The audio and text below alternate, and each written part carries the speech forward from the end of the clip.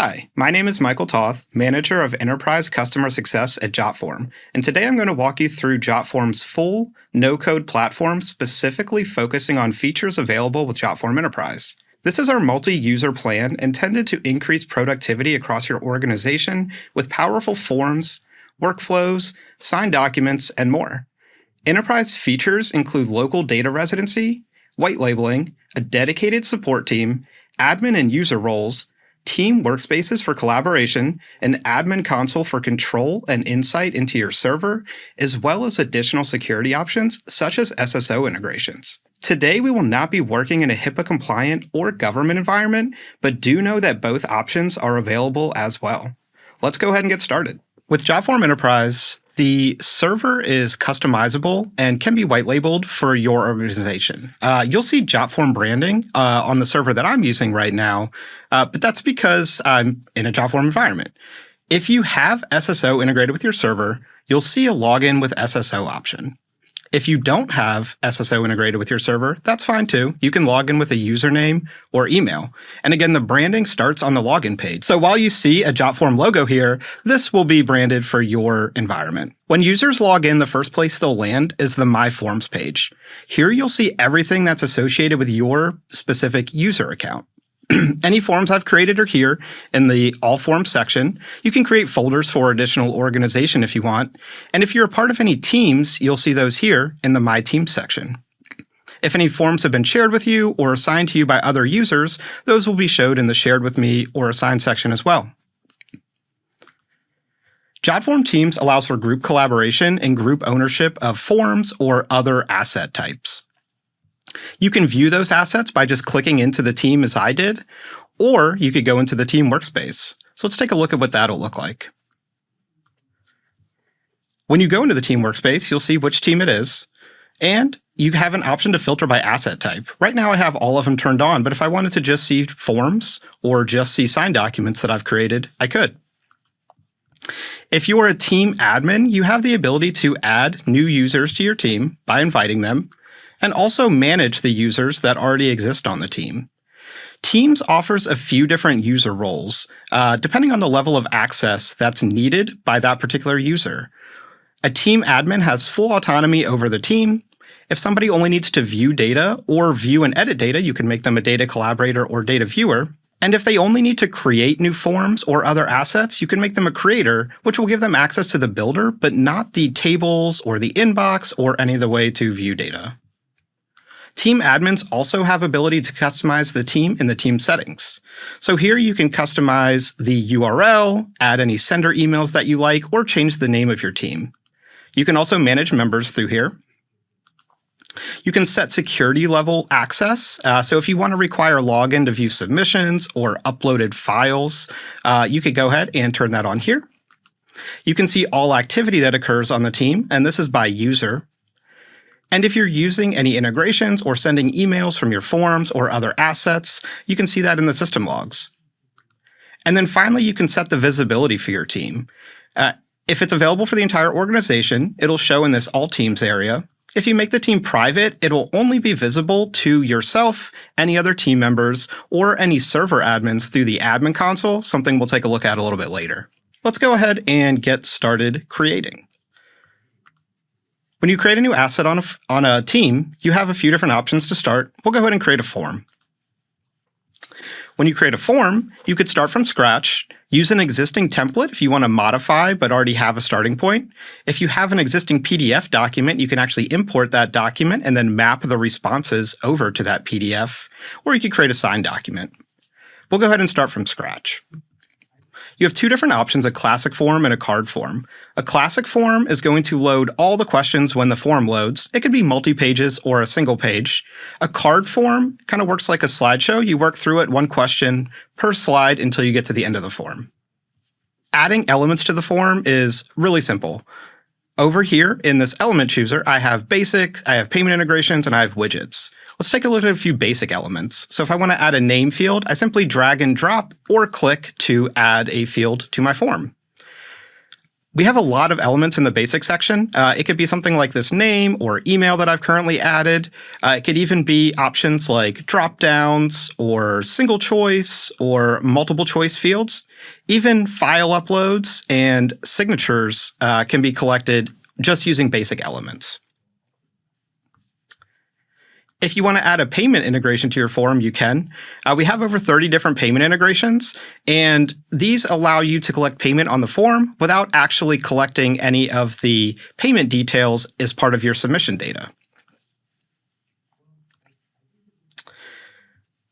Within the payment integration, you have a few different options to sell products, sell subscriptions, use user-defined amounts, which gets into using kind of form calculations and maybe even conditional logic to go ahead and come up with a total or collect donations. Widgets are another type of field that you can add to your form. This could be something like a form calculation widget that allows you to perform calculations, maybe a dynamic list where users can add their own line items if you don't want to have a preset amount of fields available to them. Or something like this take photo widget that allows them to take a photo directly from the form. There's a ton of widget options, and you can use those as needed. With the field types themselves, you also have some customization. So you could obviously change the label at any time. And then you'll have a few generic options that are going to be available on all field types. So I can make any field required, which means I can't submit the form without putting data into that field. You could also make any field read-only if you're using conditional logic or some type of calculation to set a value, or you can hide any field if you want to maybe conditionally show it later, or just let it run in the background and collect data in the background. And then depending on the field type, there's going to be a few specific options. So on this name field, for example, I can toggle a middle name on or off. On an email address or an email field, I have the option to disallow free email addresses or limit the number of characters that can be used when creating an email. For styling our form, we can jump into the form designer.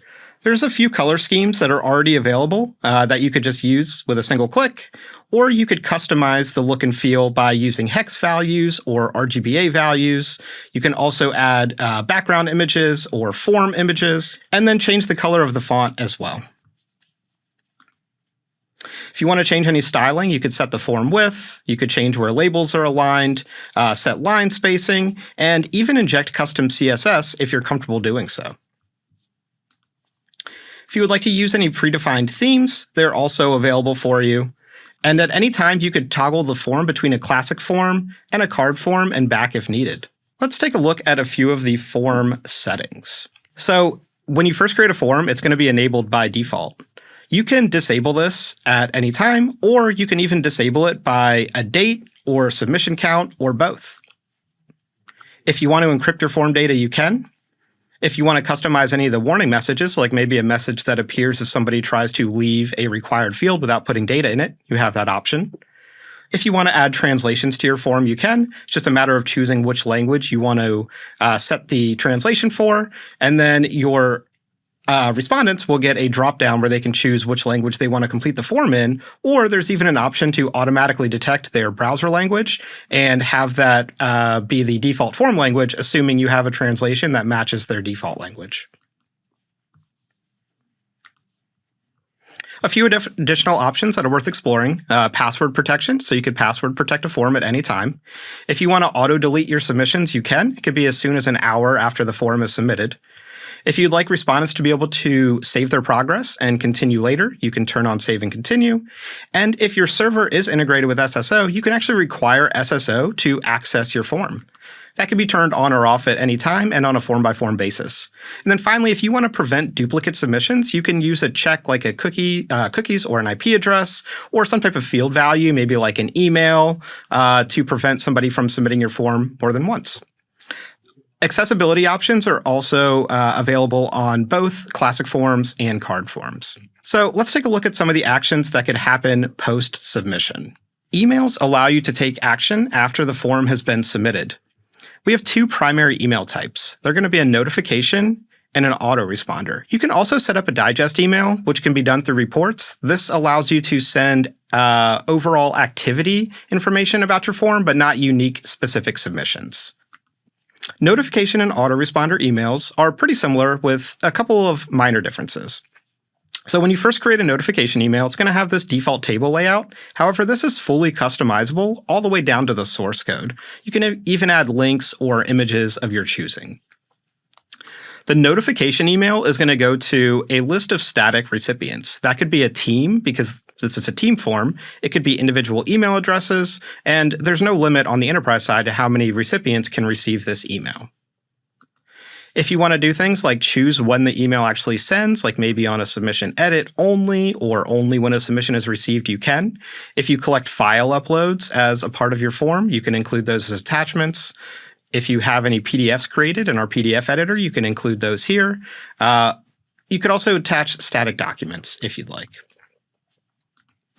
The autoresponder email functions similar to the notification email. The primary difference is that rather than using static recipients that you set ahead of time, the recipient is some type of field value, which allows this email to be dynamic. Here you also have the same option to attach a PDF or attach static files. If you have a custom sender address set up, you can actually go ahead and replace our default no reply at form response with whatever your custom sender address is. This allows, again, for that additional kind of white labeling that you get with Enterprise. So conditional logic is a way to make your form into a smart form. If you want to have actions where you're showing and hiding different fields, you can. You simply choose what type of data you want to use. Let's just say I'm using this name field and I want to say if it's filled, I'll go ahead and then show the signature. That'll allow me to load this form, and the signature won't actually show until somebody puts information into the name field. There's additional actions that could be taken. You could copy a value from one field to another, or manually set a value using this update calculate field. You can make a field required, or make a field disabled, or enable a previously disabled field using the enable require mask field. You could also set input masking if you want to say make sure that a short text field requires a certain type of input. If you have a multi-page form, you could choose to hide pages or skip around to different pages depending on what type of responses you get from users. And you could change the look and feel of the thank you page, which we'll take a look at in just a second, or redirect to another URL or third-party page entirely. And then if you want to change who receives maybe a notification email, or if you have more than one version of a notification or autoresponder email created, you can use this change email recipient condition to change who receives the email or which version of the email sends, depending on different responses to the form questions. So the thank you page, like our emails, is fully customizable down to the source code. And you can also do things like add action buttons if you want to allow somebody to fill out the form again, or fill out another form that you've created, or if you just want to pass somebody to a different URL, or allow them to edit their submission. They can also download a PDF here if you don't want to use an email to send it to them. If you give them the option to fill the form out again or fill another form, you actually can set a prefill, so that way you can pass data from one form to another, so they don't have to fill out repetitive fields. And again, you can redirect to another page entirely. This could be another form as well. So if you want to automatically send them from form 1 to form 2, you do have that option. Integrations are powerful tools that allow you to send your data to third parties of some kind. So maybe that's a Google Sheet where every time the form is submitted, I automatically want to create a new entry in a Google Sheet. Or maybe I use a CRM like Salesforce, and every time a form is submitted, I want to create a contact or a new lead. Integrations basically work when the form is submitted and allow you to send that data wherever it needs to go. If we take a look at workflows, these allow us to create post-submission actions and also use integrations and conditional logic, some of the things that we've already talked about. To build a workflow, it's really simple, just a matter of choosing the starting point, which is always going to be the form. You can then have actions like maybe send another form like this one is doing here. It could go to an approval. You can do things like add tasks if you don't want to necessarily have an approval, but you want to have somebody say add additional files or fill out another form. You can also add signed documents in here. You can send PDFs. And again, you can use conditional logic or if-else conditions if needed. If we take a look at the workflow that I have set up here, you'll see that once the form is filled out, it actually sends another form immediately to an email address collected on the first form. It'll then go to my team for approval. After it's approved, it'll hit some conditional logic. And then depending on the action or depending on responses in the form, which is actually the second form, it's going to route to one of two different Google Calendars, which is a new feature that we've added to workflows. So you can now use integrations within workflows, which is great because it allows you to conditionally use integrations. If you set the integration on the form level, kind of like we looked at earlier in the settings, the integration will happen as soon as the form is submitted. If you use the integration in a workflow like I am here, it'll actually allows you to delay the integration and not send data until you're ready to, again, whether that be after an approval or a task or just based off of some conditional logic. Here I'm creating an event on a Google Calendar conditionally based off of a department selected on the second form that is sent to the form submitter. And then I'm just sending a confirmation email once that appointment has been created. There's some settings that are worth taking a look at in the approval. So the outcome doesn't have to be approve or deny. You can actually add custom outcomes if you want or reword these outcomes. The approver doesn't have to be a team. It could be individuals or a group of individuals. Or again, if you have a team already created, you can just easily select that team so you don't have to manually add email addresses. You do have the option to use form fields if you want to make the approval dynamic. So if you collect an email address or using conditional logic to maybe set an email, you can use a form field and again, make that recipient somebody who isn't necessarily known ahead of time. You can send notification emails related to the approval. And just like the autoresponder and notification emails, these are fully customizable down to the source code. The difference is now I can add action buttons to approve or deny. You can also take additional action like requesting more information, which would require comments from, allow the approver to send a reply back to the form submitter. You can require comments from the approver, so they have to actually put some information in when making the approval. If you want to automatically escalate or expire or finish a task after a certain time frame, you can. It's just a matter of choosing when you would like that escalation or expiration to happen. If you're escalating, you can choose an email address that you want to escalate it to and then choose when that should occur. A few of the other form settings worth exploring. If you want to turn any form into a signed document, you can. If you have a signature field on your form, which I do, I can go into the settings and I can turn on Jotform Sign. So this will actually give the same legal protection as our signed documents, something we'll take a look at in a bit. It will do things like disable submission auditing, but it'll also automatically generate an audit trail. So if you do want to enable this at any time, you can. You could still collect signatures without it on, but again, turning it on does give you certain benefits that you wouldn't have otherwise. So you can kind of really set this on a form-by-form basis as needed. Now that the form is created, let's take a look at how we can share it. So you could just use the URL and have the form publicly available. If you want to limit it to only invitees, you can by making it private. Or if you want to require people with a certain domain who are logged into the server, or again, if you have SSO, require SSO to access the form, you have that option as well. We'll go ahead and leave this one public. You can also embed the form. We have a few different embed options. The iframe is going to be the most powerful and responsive. And the nice part about embedding with the iframe or the script is that anytime you update the form in the form builder, the form will go ahead and reflect those changes where it's embedded. You could embed with the full source code as well. If you want to assign your forms to specific respondents, you have that option to send them a link or assign by email. And then if you want to prefill your form for certain respondents, you have that option as well. When you prefill a form, you can just choose to manually input some type of data and then create a unique link for that particular prefilled. So if I go ahead and open this link, you'll notice that those fields are already filled out. I can also choose if I want those fields to be editable or read-only, or I can just choose to quickly share it using the send invitation option. And if I need to edit the prefill, I can go back and make changes.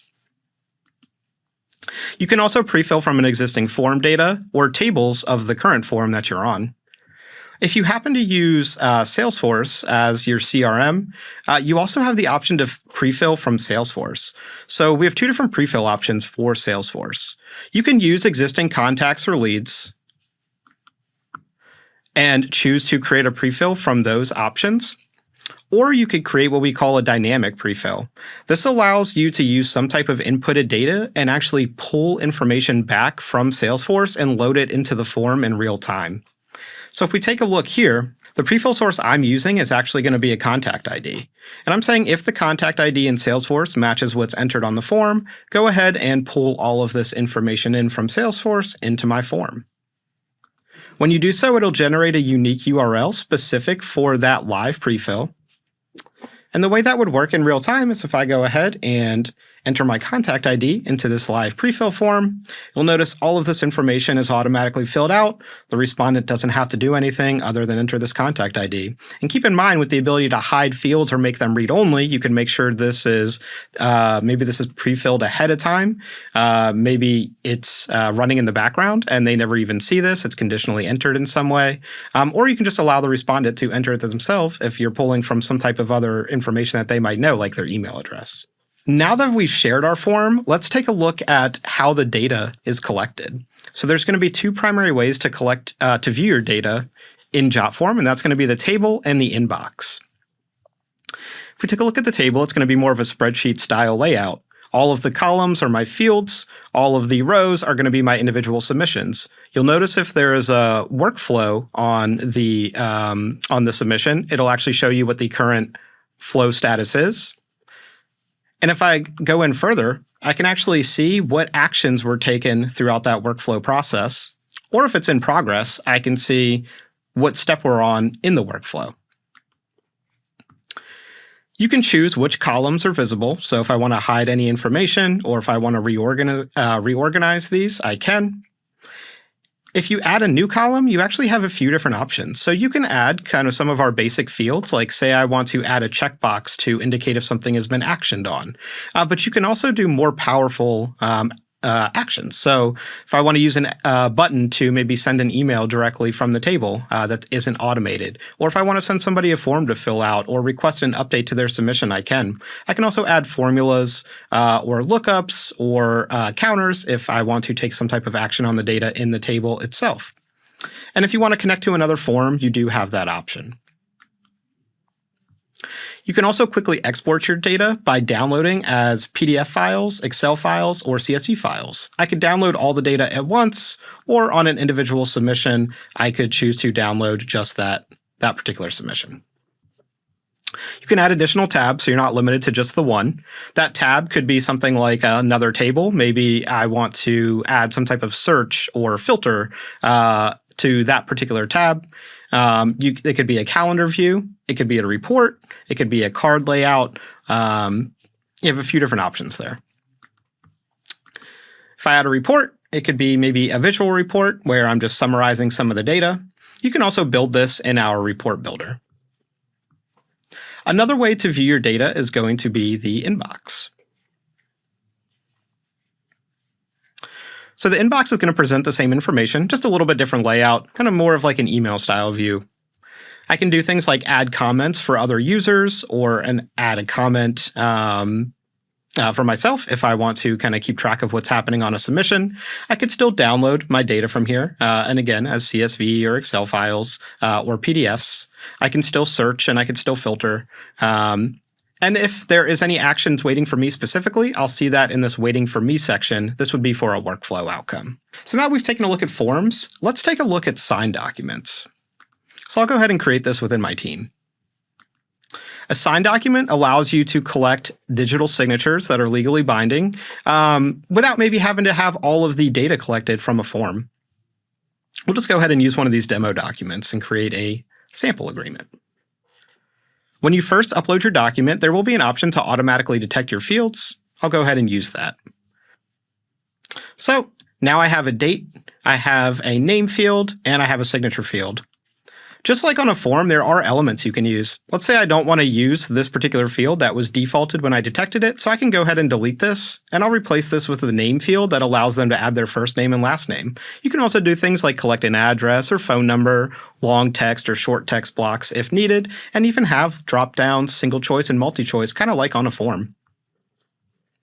If I want to share my signed document, I have a few different ways. I can invite somebody by just putting in their name and email address, and then I will be able to track when it's viewed by them, if it's signed by them, and when exactly it's signed by them. If it's a more generic document, I can also say, okay, I just want to go ahead and create a link and share this link out. Or maybe I want to embed it, just like I would one of my forms, using an iframe embed, and then I can just put it on any site that I want. Jotform Enterprise also allows you to create no-code apps.